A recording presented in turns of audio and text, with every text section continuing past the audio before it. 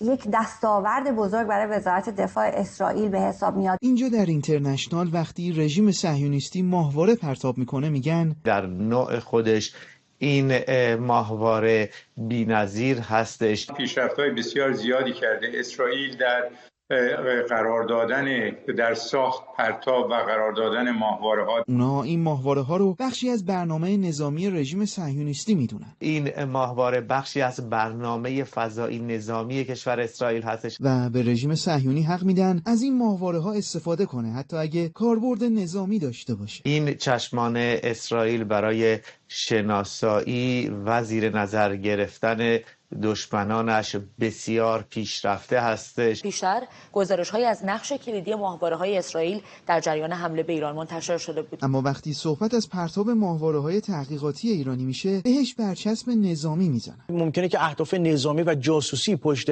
این اقدامات جمهوری اسلامی وجود داشته باشه و نگران کارفرماشون میشن. حساسیت‌های خیلی زیاد اسرائیلیان در اینترنشنال وقتی پرچم عوض میشه، روایت هم عوض میشه. ماهواره صهیونیستا خوب و پیشرفته، ماهواره بسیار پیشرفته است. اما ماهواره‌های ایران یه ماهواره هست که در شرایط امروز ایران شاید به هیچ درد مردم ایران نخوره. BBC فارسی هم که از پرتاب ماهواره‌های کشورهای دیگه میگه، درباره پرتاب ماهواره‌های ایرانی به یک خبر کوتاه بسنده میکنه. محمد جواد رضا سلطانی، خبرگزاری صدا و سیما.